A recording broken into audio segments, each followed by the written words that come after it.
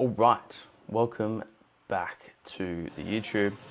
It's not like I was here to start with, but there's maybe some need to provide an introduction.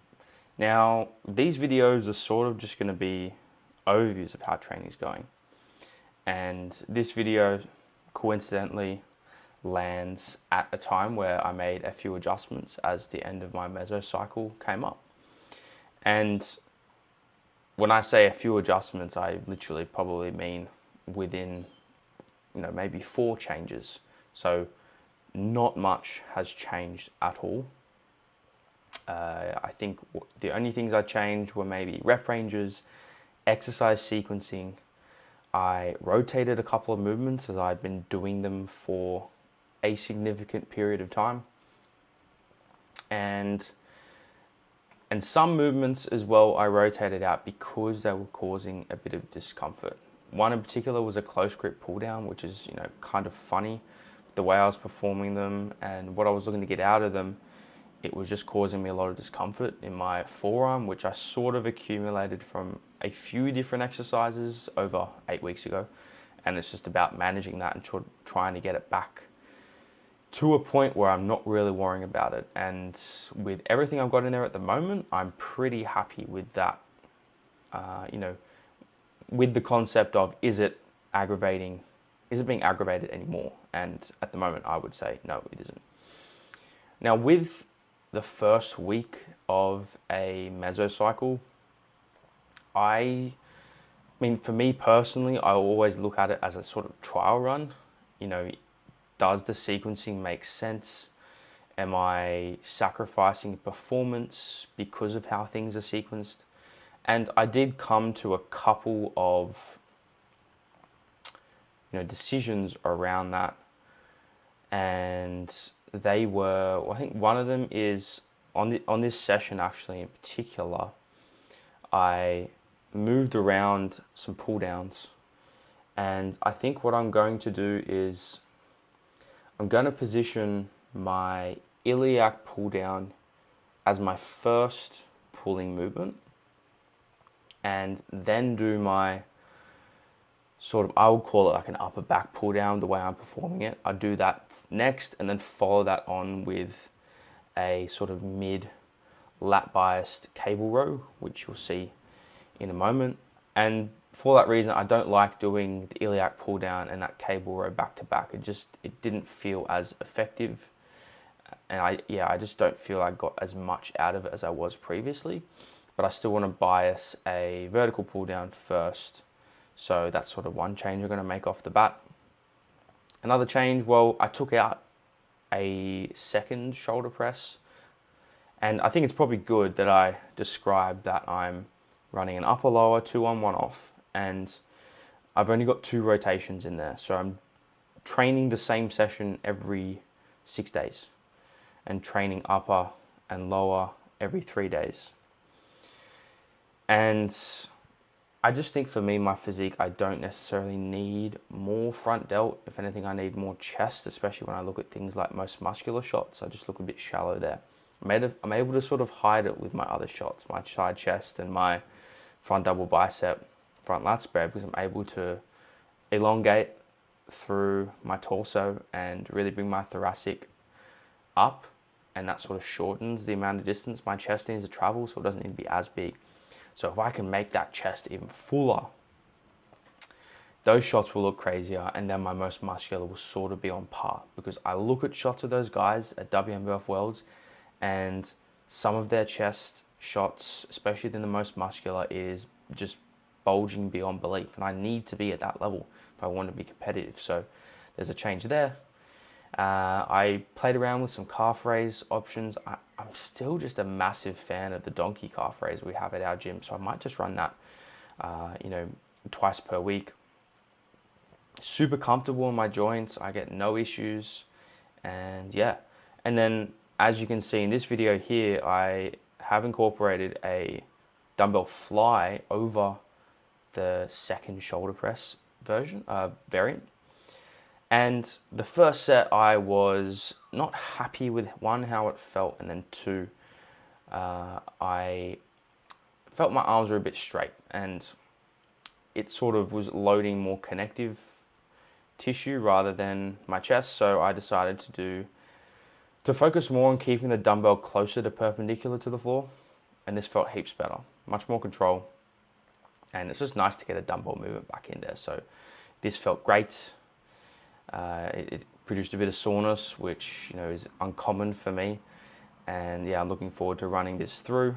And I'm pretty happy with how this is being performed and the depth as well. Like, I'm watching for any like upward rotation of the scap, which would be a good indication maybe I'm going too deep, but it looks pretty good. It feels good. I'm happy to keep running it just like this. And you'll notice that I'm not really coming up all the way to the top, just because there's not really any need to do that. There's just not much going on up there. And here is sort of the last two pull movements of my session. And this is where I had that back-to-back exercise sequencing I was talking about before, where I am wanting to change that and just shift it around a little bit. I might even bring one of those movements into my other upper day and just have a little bit more recovery between these two really lat bias movements. And some people will say this is redundant.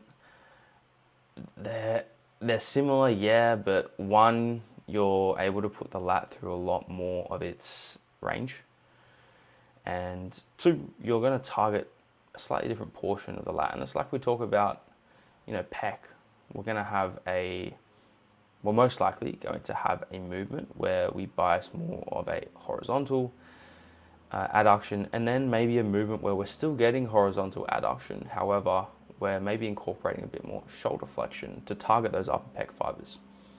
But it's things like this, when maybe doing them back to back isn't ideal, and you just got to listen to your body and not listen to what other people have to say before you've even tried something.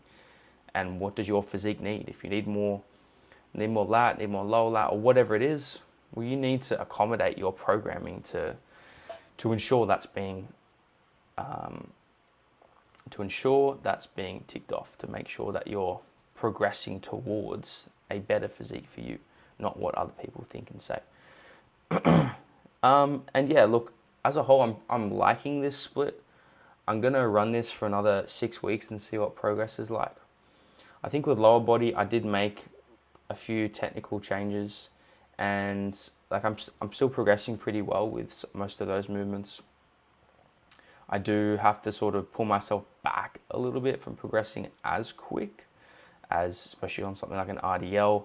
My back gets a little bit cranky. I know when I can't sit in the car for too long, that's when I've been pushing it maybe a little bit too far.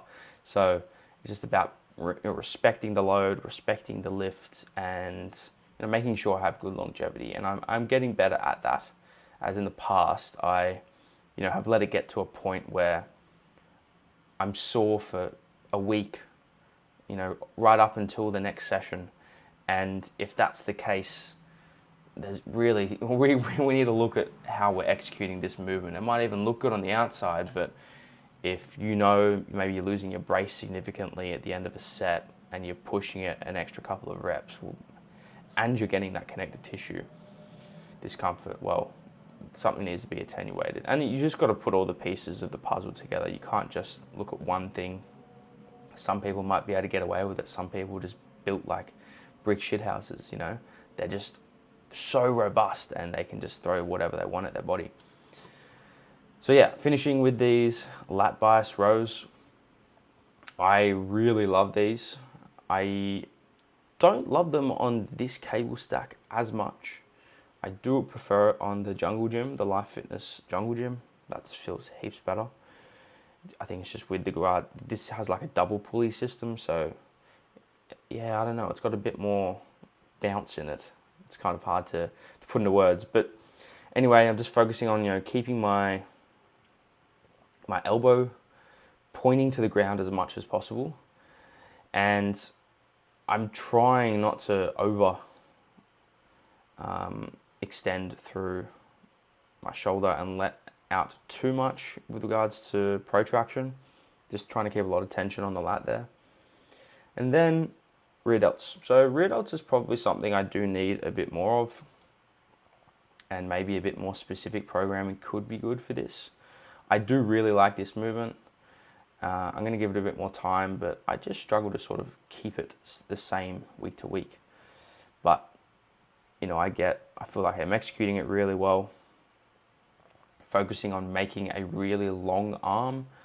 So I'm almost trying to, you know, touch the floor as I come around, just to emphasize that path, you know, rather than bringing it in and getting a lot of movement through the shoulder. But yeah, maybe this is something where I sort of simplify and just do more of an upper back row instead, and get a bit more bang for buck, if that makes sense. And then yeah, man, I did a bit of posing after. You know, I've got steps. I've just started to increase them, and I'm feeling better for it. As previously, it was probably around that 6 on like high days, 8K.